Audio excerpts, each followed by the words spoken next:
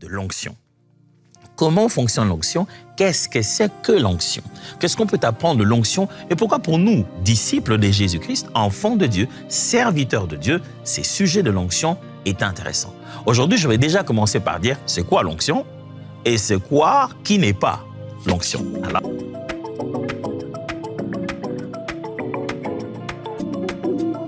mon but aujourd'hui, c'est de démystifier un peu le concept de l'onction et placer des bases pour le reste des points que nous allons traiter au courant de la semaine. Il faudrait que lorsqu'on dit onction, ça arrête de faire peur. Il faudrait que lorsqu'on dit onction, bien sûr, ça reste un sujet excitant, intéressant, mais qu'on ne soit pas plongé comme dans un mysticisme qu'on ne sait pas maîtriser. On ne soit pas comme dans un domaine que seuls les initiés maîtrisent. L'onction de Dieu, comment ça fonctionne? Qu'est-ce que c'est que l'onction de Dieu? Un enfant de Dieu, un disciple de Jésus devrait savoir. Celui qui suit et sert le Seigneur Jésus devrait savoir ce que ça veut dire l'onction. Pas juste pour que ça entre dans sa tête, que ça fasse partie de sa base des données, de connaissances, mais parce que c'est un vécu. On a besoin de l'onction de Dieu. Ah, pasteur, l'onction, c'est intéressant, mais bon, pour moi, c'est optionnel. Hein? Ça n'a rien à voir avec mon éternité. Moi, je suis d'accord. Tu as donné ta vie au Seigneur Jésus, amen. C'est bon, ton éternité, voilà, c'est garanti. Mais pourquoi alors il donne aux hommes l'onction? Et pourquoi même lui, descendant sur terre, vivant au milieu de nous, prend ce plaisir à commencer son ministère en disant « L'Esprit du Seigneur est sur moi, car le Seigneur m'a oint ». Ce sujet donc de l'onction est très utile ici pour nous pendant qu'on est sur la terre. Oh, certainement, tu n'en as pas besoin quand tu vas aller au ciel. Oui, je suis conscient. Tu n'as pas besoin d'onction en allant au ciel, bien sûr. Tu n'en as pas besoin, mais ici, là, à vivre la vie chrétienne, à exercer le ministère, à manifester la nature de Jésus-Christ. En tant que le disciple de Jésus, on a besoin de l'onction. On a tellement besoin de l'onction de Dieu qu'autant de jours que les disciples sont restés là, 49 jours révolus jusqu'au 50e jour en train d'attendre le jour de la Pentecôte, c'est pas pour rien qu'il y a eu cette attente. C'est pas en vain que Jésus-Christ ait dit aux disciples attendez, nous avons besoin de l'onction. Et ce n'est pas pour des affaires ecclésiastiques. Ce n'est pas pour qu'on fasse quelque chose pour les départements à l'Église, pour la prédication à la chair. Non. Lorsqu'on voit dans l'entièreté de la parole de Dieu de l'Ancien au Nouveau Testament, l'onction n'est pas une affaire exclusivement sacerdotale. Ce n'est pas pour fonctionner à l'Église seulement. L'onction, c'est aussi pour être roi d'Israël. L'onction, c'est aussi pour être prophète de Dieu, autant que l'onction existe pour être sacrificateur. Jésus vient, lui, notre modèle, et le parle de l'onction dès l'entrée au ministère. Avant toute autre prédication, Jésus commence sa toute première prédication, qui est présentée ici dans la parole de Dieu. Il entre dans le temple, la première fois où la parole de Dieu nous dit que Jésus ouvre le livre pour pouvoir donner un message. Son message, figurez-vous, c'est l'onction. L'Esprit du Seigneur est sur moi, il m'a oint. Ce qui me permet justement de placer la première base. L'onction est une capacité divine donnée par Dieu pour une mission. Voilà la définition. L'onction est une capacité divine donnée par Dieu pour une mission. Dit comme ça, c'est une définition, je veux presque dire, normale. Je ne cherche pas la normale, mais je vais juste dire que ça semble évident. C'est une capacité, oui, bien sûr, que Dieu, lui, nous donne. Mais est-ce que vous avez entendu ce que j'ai dit? J'ai dit que l'onction est une capacité divine. Et le mot divine dans capacité, ce n'est pas pour dire que ça vient de Dieu seulement. Non, c'est une capacité qui te rend comme Dieu. La nuance commence à devenir importante. L'onction, ce n'est pas seulement le fait que Dieu te donne une capacité, mais non. L'onction, c'est le fait que Dieu te optimise vers la divinité. Il te donne des capacités, non pas des capacités humaines additionnelles, mais il te fait passer des attributs divins pour accomplir son œuvre. Tu fonctionnes avec ce qui est de Dieu. C'est ça l'onction. L'onction, c'est le fait que Dieu t'optimise en te donnant, toi, humain, des capacités, des natures divines pour opérer une mission. Il fait avec toi ce qu'un homme ne fait pas. il te fait dépasser les limites de l'humain pour commencer à te faire fonctionner dans le divin dans cette mission. Souvenez-vous un peu de la fois où Moïse s'en va devant Pharaon.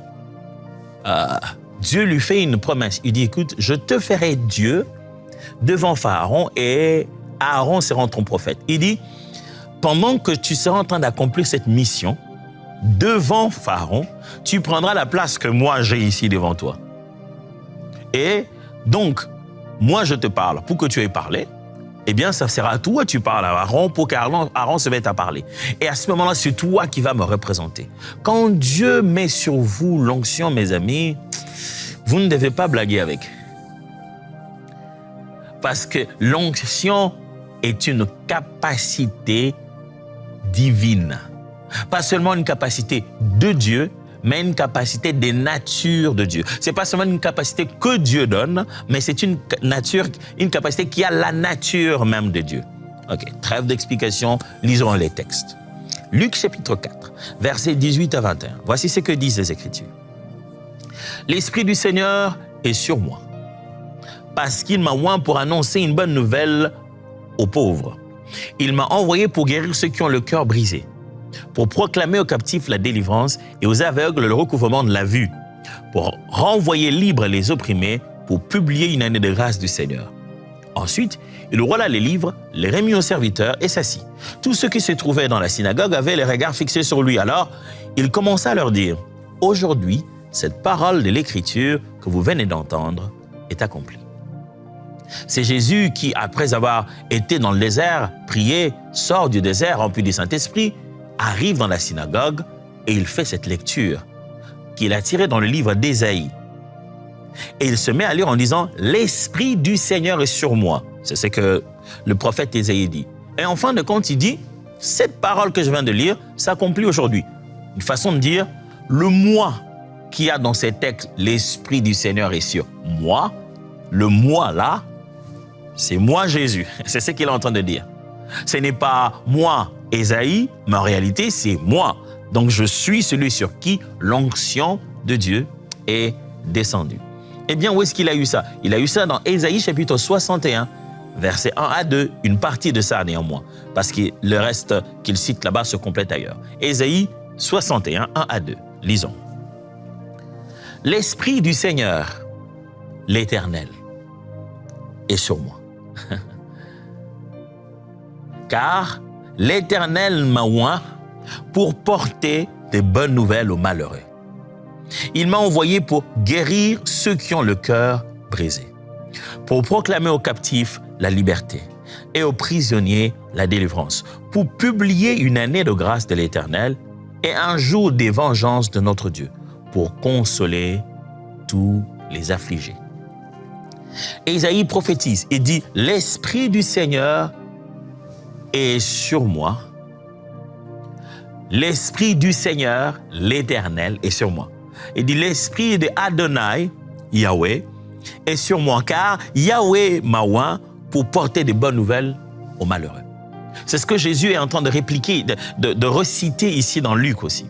Donc, c'est l'Éternel qui n'est pas l'onction, qui a mis sur moi son esprit, qui n'est pas non plus l'onction, mais c'est l'Esprit qui m'a oint.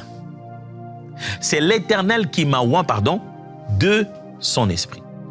L'onction n'est donc pas ce qui vient sur toi, mais l'onction, c'est le geste qu'on a posé de pouvoir faire déverser sur toi. Je vais clarifier un peu cette nuance. Dans cette tasse que j'ai devant moi, se trouve un très bon service de vanille chaud qu'on m'a servi. C'est très bon. Si je tente de le prendre, de le déverser sur cette Bible, chose que je ne vais pas faire, je vais abîmer ma Bible. Mais l'onction, ça serait quoi? Est-ce que ça serait l'huile s'il y avait de l'huile dedans? Quand je fais descendre l'huile sur cette Bible, l'onction, ce n'est pas l'huile. Ce qu'on appelle l'onction, c'est le fait justement de répandre cette huile sur. C'est le geste c'est ce que l'on fait là. Le fait de mandater, de capaciter la Bible de cette huile-là, c'est ce qu'on appelle l'onction. L'huile est une huile d'onction. L'huile pour le service de oindre. Quelquefois, par le fait que l'huile est utilisée pour oindre, on a tendance à croire que c'est l'huile elle-même qui est l'onction. Non, l'huile vient pour oindre. On utilise l'huile pour oindre. Donc, l'onction de Dieu, c'est le geste, le mandat, le fait qu'il puisse te capaciter par des habiletés divines. Quand on dit que Dieu m'a oint, le Seigneur m'a oint, c'est-à-dire le Seigneur a fait ce geste-là, ce service-là, de déverser sur moi une capacité surnaturelle, une capacité divine. On aime dire surnaturel, c'est juste pour dire que les choses que tu vas te mettre à faire dépassent les lois de la nature. Mais n'oubliez pas, les lois de la nature sont toujours divines. Mais seulement, tu vas fonctionner avec des principes, avec des vérités qui dépassent celles de loi naturelle dans laquelle nous sommes. Lisons cet autre texte, Actes des Apôtres, chapitre 10, versets 37 à 43. Ça nous montre très bien davantage ce que l'onction, surtout sur la personne de Jésus. Vous savez ce qui est arrivé dans toute la Judée, après avoir commencé en Galilée, à la suite du baptême de Jean, que Jean a prêché. Vous savez comment Dieu a oint du Saint-Esprit et de force Jésus de Nazareth. Ah, ok. C'est Dieu qui a oint Jésus de Nazareth. De quoi? Du Saint-Esprit. Donc, l'huile n'est pas l'onction. L'huile, c'est l'huile d'onction. Le geste que je pose pour pouvoir oindre, pour pouvoir répandre par mandat, par consécration, c'est ce qu'on appelle oindre. Selon ce texte, ça veut dire Dieu a répandu son esprit. Donc, il a posé l'action de oindre. Avec quoi? Moi, j'aurais déversé ma vanille sur ma Bible, mais avec quoi? Si je dois tenir un langage un peu plus basique pour expliquer ça, donc, avec quoi Dieu a-t-il oint Jésus? Il a oint du Saint-Esprit. Et la Bible dit, Dieu a oint du Saint-Esprit et de force Jésus de Nazareth, qui allait des lieux en lieux faisant du bien et guérissant tous ceux qui étaient sous l'emprise du diable. Vous voyez qu'il a oint pour une mission. Car Dieu était avec lui. Nous sommes témoins de tout ce qu'il a fait dans le pays des Juifs et à Jérusalem. Ils l'ont tué en le pendant au bois. Dieu l'a ressuscité le troisième jour et il a permis qu'il apparût, non à tout le peuple, mais aux témoins choisis d'avance par Dieu, à nous qui avons mangé et bu avec lui après qu'il fut ressuscité des morts. Et Jésus nous a ordonné de prêcher au peuple et d'attester que c'est lui qui a été établi par Dieu, juge des vivants et des morts. Tous les prophètes rendent de lui le témoignage que quiconque croit en lui reçoit par son nom le pardon des péchés. Pierre plutôt est en train de prêcher et il fait un rappel. Il dit, ce n'est plus à dire, vous savez tous comment Dieu a oint du Saint-Esprit, Jésus-Christ de Nazareth, allant de lieu en lieu, guérissant les malades. On voit que Jésus-Christ ne leur parle pas Pierre ne leur parle pas de Jésus d'abord dans sa divinité. Il leur dit, vous avez entendu parler de ce monsieur-là, Jésus, vous avez tous vu qu'il avait une capacité divine en lui, dont les effets se voyaient dans sa mission de guérir les malades. Si vous avez l'onction, mon frère, quand Dieu vous donne l'onction, ce n'est pas pour que vous puissiez fonctionner dans les limites de votre diplôme. Ce n'est pas pour que vous puissiez fonctionner dans les limites de vos capacités, de vos muscles. Ce n'est pas pour que vous puissiez vous appuyer sur vos connaissances, ni vos relations. Dieu nous donne l'onction parce que la mission qu'il nous donne, on ne sait pas le faire seul. J'aimerais reformuler ça comme ça. L'onction est le signe de notre incapacité. Quand Dieu répand sur toi l'onction, ça doit être pour toi un rappel réel que sans lui, je ne peux rien. C'est comme si intentionnellement, Dieu nous choisit des domaines dans lesquels nos compétences ne valent rien du tout. Et qu'on se rende compte que sans sa capacité divine, surnaturelle, on ne peut pas obtenir ce résultat-là. Dieu nous oint et dès qu'il met sur nous ça, eh bien, on arrête les petites guerres avec les ours et les lions. On passe directement à Goliath. Les capacités divines sont pour que nous puissions accomplir des choses que nous ne pouvions pas nous-mêmes accomplir. Alors, vous ne pouvez pas réclamer avoir l'onction de Dieu, désirer avoir l'onction de Dieu ou dire que vous avez l'onction de Dieu et vous attendre à accomplir des choses qui sont juste équivalentes à vos capacités, équivalentes à vos connaissances, équivalentes à votre vie. Quand Dieu met sur vous l'onction, sachez qu'il va vous mettre devant des faits que vous allez vous dire, dans quoi je me suis embarqué? C'est trop grand ça. C'est trop grand pour toi, mais pas pour le Dieu qui est avec toi. Si le Seigneur t'a oint, c'est pas pour que tu t'en ailles pleurer. Si le Seigneur t'a oint, c'est pas pour que tu te dises, c'est trop grand tout ça, ça me fait peur, je commence à pleurer. Maintenant, les gens me disent, non, non, non, non, Dieu ne t'a pas oint pour que tu écoutes les gens. Non. Mais qu'est-ce que les gens vont croire? Dieu ne t'a pas oint pour savoir ce que les gens vont croire. L'onction est sur toi et le Seigneur va te faire fonctionner dans cette onction-là. Dieu t'a oint. Voici ce que la Bible dit maintenant dans l'onction, plutôt dans Matthieu chapitre 7, ça sera sur le deuxième point. L'onction ne remplace pas le caractère.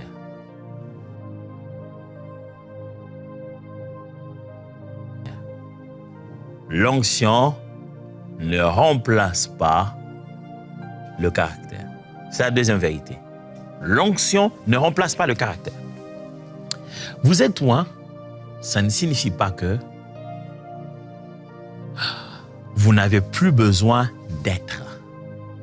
Mes amis, ne tombez pas dans cette erreur où, parce que Dieu vous a donné la capacité de faire, vous pensez que ça, c'est venu combler ce que vous êtes censé être avec lui et pour lui.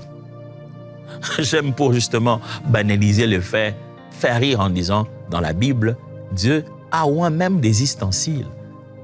C'est pas pour toi une raison de te prendre pour quelqu'un de spécial. Souvent, quand l'onction vient sur nous, on ressent ce côté unique que Dieu nous a choisi. Amen, alléluia. Et on commence à croire que si Dieu nous utilise, ça veut dire que nous sommes devenus caractériellement comme Christ. N'oublions pas que notre parcours de vie, ce que nous devenions comme lui en tout point de vue, que nous puissions développer le caractère de Dieu. L'onction n'a rien à voir avec le caractère. L'onction vient s'asseoir sur les capacités, sur les dons, sur les habilités, pas sur le caractère. L'onction ne vient pas sur le fruit de l'esprit. L'onction vient sur les dons de l'esprit. L'onction te donne les capacités de faire et non pas de devenir. D'ailleurs, l'onction a une conséquence, j'allais presque dire négative sur ce que vous êtes, parce que l'onction est un amplificateur. Lorsque vous recevez l'onction, même les défauts cachés, les éléments caractériels commencent à devenir exposés. C'est comme ça que vous voyez quelqu'un qui est loin de Dieu, et alors vous commencez à découvrir cet art. Mais comment quelqu'un vraiment que Dieu utilise comme ça peut être comme ça? Parce que quand l'onction vient, c'est comme un amplificateur. Et si vous cachez des péchés, des choses à l'intérieur, l'onction va répandre en vous comme je vais presque dire, un envie encore plus exagéré de ce mal. Parce c'est un amplificateur. Ça fait que tout est exposé. La réaction de tout ce que vous avez devient plus intense. L'onction ne remplace pas le caractère. Matthieu chapitre 7, verset 22 le dit. Plusieurs me diront ce jour-là, Seigneur, Seigneur, n'avons-nous pas prophétisé par ton nom? N'avons-nous pas chassé des démons par ton nom? Et n'avons-nous pas fait beaucoup de miracles par ton nom? Alors je leur dirai ouvertement, je ne vous ai jamais connu. Retirez-vous de moi, vous qui commettez l'iniquité. Galates 2, 22, 23 dit, mais le fruit de l'esprit, c'est l'amour, la joie, la paix, la patience, la bonté, la bénignité, la fidélité, la douceur, la tempérance. La loi n'est pas contre ces choses. L'onction, ne la confondez pas avec le caractère. Quand vous êtes loin de Dieu, capacité par un élément divin, de pouvoir surnaturel, ça ne vous exempte pas du brisement de caractère. Ça ne vous exempte pas de l'obéissance à la parole de Dieu. Ça ne vous exempte pas de développer votre nature chrétienne pour se préparer à l'éternité. Troisième vérité, l'onction est donnée à ceux que Dieu choisit, pas à ceux qui s'imposent. L'onction est donnée à ceux que Dieu choisit, pas à quelqu'un qui vient s'imposer en disant « Moi, j'ai l'onction. Dieu, donne-moi l'onction. » Non, non, non, non, non. Dieu te choisit quand il t'a choisi pour te distinguer de tes frères, j'aime cette expression dans la Bible, pour te distinguer de tes frères, il te donne l'onction. Toi, tu ne te dis pas, moi je me distingue de mes frères, donne-moi l'onction. Ça ne passe pas comme ça. Dieu remarque en toi ce qu'il veut parce que c'est lui qui connaît la mission. N'oubliez pas, l'onction est liée à la mission. C'est Dieu qui sait ce qu'il veut faire avec toi. Une fois qu'il comprend, il sait que c'est de toi qu'il s'agit, il te démarque, il te met de côté et il te oint d'huile. L'onction donc n'est pas donnée aux gens qui s'imposent, mais plutôt aux gens que Dieu lui-même a choisis. 1 Samuel 16, 1 dit, « L'Éternel dit à Samuel, « Quand cesseras-tu de pleurer sur Saül? Je l'ai rejeté, afin qu'il ne règne plus sur Israël. Remplis ta corne d'huile et va, je t'enverrai chez Isaïe, Bethlémite, car j'ai vu parmi ses fils celui que je désire pour roi. » Dieu ne veut plus de Saül. Saül est encore au trône, hein? Et ça ne va pas faire 10 jours ou 20 ou 2 mois. Ça va faire encore des années qu'il va rester sur le trône sans plus être le choix de Dieu. Dieu l'a rejeté. Dieu a choisi déjà le jeune David et c'est à lui qu'il a donné l'onction. 1 Samuel 16 toujours, verset 13 maintenant.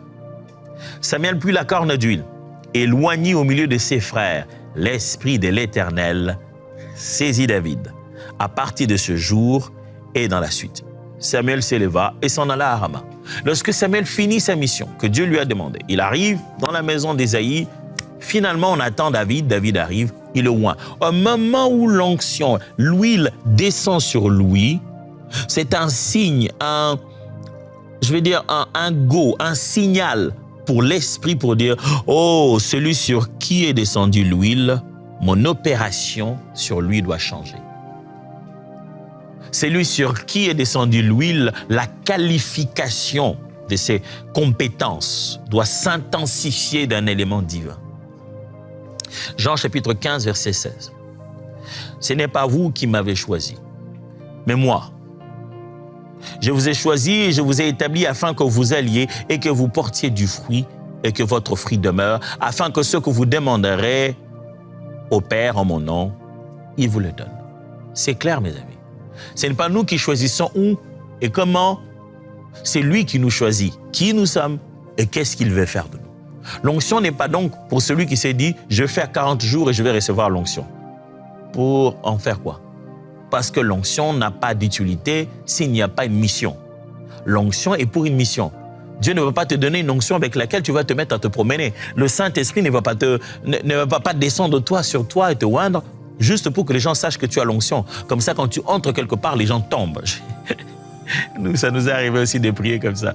Donc, on se disait, l'onction, c'est juste... C'est comme un aura, hein? C'est comme une sorte de radioactivité qui est sur ma personne. C'est-à-dire, j'arrive quelque part, je deviens radioactif. Les gens ressentent que, wow, j'ai l'onction.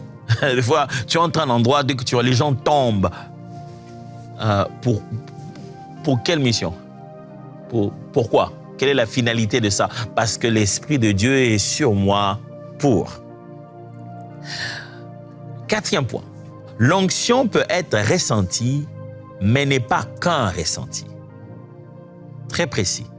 L'onction peut être ressentie, c'est-à-dire on peut avoir une expérience émotionnelle sensorielle, je dois dire. On peut ressentir, vivre ça dans nos émotions et dans nos sens. La capacité surnaturelle de Dieu lorsqu'elle passe au travers de nous. C'est pas que quand tu ressens ça de façon permanente. Non, j'ai vu par expérience personnelle que le jour ou le moment ou la saison où Dieu te oint pour une chose, même dans tes temps de prière, pendant le moment d'adoration, tu ressens quelque chose. Je sais pas comment décrire ça. C'est comme une fraîcheur, c'est comme... J'ai utilisé ce terme au début. Tu as l'impression qu'on t'a optimisé. C'est comme si on a changé ton système d'exploitation. Tu as été optimisé. Et toutes les applications que tu avais avant, que tu commences à les gérer plus aisément. C'est comme si on a élargi ton espace de disque dur. Ce qui pesait sur toi devient léger. Tu peux ressentir ça pendant un moment d'adoration. Des fois, ça peut être une expérience où tu pleures, où tu es sous les larmes, ça arrive. Mais l'onction, ce ne sont pas ces larmes-là, ni ces ressentis-là. Ne confondez pas le ressenti et l'onction en soi-même. Zacharie 4, 6 dit, « Alors il reprit et me dit, « C'est ici la parole que l'Éternel adresse à Zorobabel. Ce n'est ni par la puissance, ni par la force, mais c'est par mon esprit, dit l'Éternel des armées. Dieu dit à Zorobabel que les choses que tu vas faire, les capacités, les résultats que tu vas obtenir, ça ne vient pas de ce que toi tu as comme connaissance et capacité, mais c'est parce que je t'aurai donné l'esprit, mon esprit, son action à travers toi. 2 Corinthiens 5:3 dit, ce n'est pas à dire que nous soyons par nous-mêmes capables de concevoir quelque chose comme venant de nous-mêmes. Notre capacité, au contraire, vient de Dieu. Paul humblement dit et rappelle aux autres le secret de leurs résultats. On ne l'a pas fait seul. C'est Dieu qui nous a donné la capacité. Et cinquièmement, ce que je peux dire, c'est que l'onction peut s'entretenir ou se perdre. Tu n'as pas perdu l'esprit, parce que dans cette nouvelle dispensation de la grâce, l'esprit habite en toi. Mais cette qualification surnaturelle de l'esprit, ce n'est pas l'esprit lui-même. Ne confondez pas le Saint-Esprit et les capacités qu'il vous donne. Ne confondez pas le dynamus de l'esprit et lui-même en tant que pneuma. Ne confondez pas les capacités que le Saint-Esprit fait descendre sur vous et le fait qu'il vive en vous pour répandre l'amour de Dieu et vous maintenir en communion avec Dieu et réveiller votre esprit. Donc, l'esprit en vous peut être attristé. C'est déjà un point de départ qui rend ces capacités qu'il amène en toi un peu perturbées. N'attristez pas l'esprit, n'est-ce pas? C'est ce que 1 Thessaloniciens 5:19 dit. N'éteignez pas l'esprit. Mais 1 Thessaloniciens 5:19 est clair. N'éteignez pas l'esprit. J'aime la version Parole vivante, elle dit, n'entrave pas l'action de l'esprit et ne l'empêchez pas de vous éclairer. Ne laissez pas son feu s'éteindre en vous. Ça, c'est dans ta relation et dans l'action de l'esprit à travers de vous. Nous pouvons faire des choses qui nous font perdre cette connexion avec l'Esprit de Dieu qui alimente cette onction. Juge chapitre 16, verset 20 dit. Elle dit alors, les Philistins sont sur toi, Samson. Et il se réveilla de son sommeil et il dit, je m'en tirerai comme les autres fois et je me dégagerai. Il ne savait pas que l'Éternel s'était retiré de lui. Surtout dans l'ancienne dispensation, quand les seigneurs venaient, quand l'Esprit de Dieu oignait quelqu'un, il venait sur lui. Mais Samson a vécu dans une vie de péché tel que le but pour lequel Dieu lui avait donné ses capacités, il s'en était éloigné, ses capacités se sont retirées de lui. Le Saint-Esprit sera en toi, mais sa qualification pour une mission peut se retirer de toi. Parce que tu es infidèle, parce que tu n'accomplis pas la volonté de Dieu. Laissez-moi vous dire une dernière affirmation. On va utiliser ça en passant, comme un takeaway. L'onction est une responsabilité, pas une gloire personnelle. Souvenez-vous de ça en terminant aujourd'hui. Que lorsque Dieu vous, ce n'est pas pour que vous deveniez une star et vous utilisez l'onction pour faire un spectacle. C'est qu'un jour, il vous demandera des comptes des capacités surnaturelles qu'il a placées chez vous. Un jour, il vous dira, qu'avez-vous fait de ça? Si vous avez l'onction, vous avez des choses à faire. Et si les choses qui devaient se faire ne bougent pas, Dieu se demande, et alors la personne à qui j'ai donné autant de capacités pour le faire, que fait-elle alors? Vous voulez l'onction? Sachez que ça vient avec les responsabilités.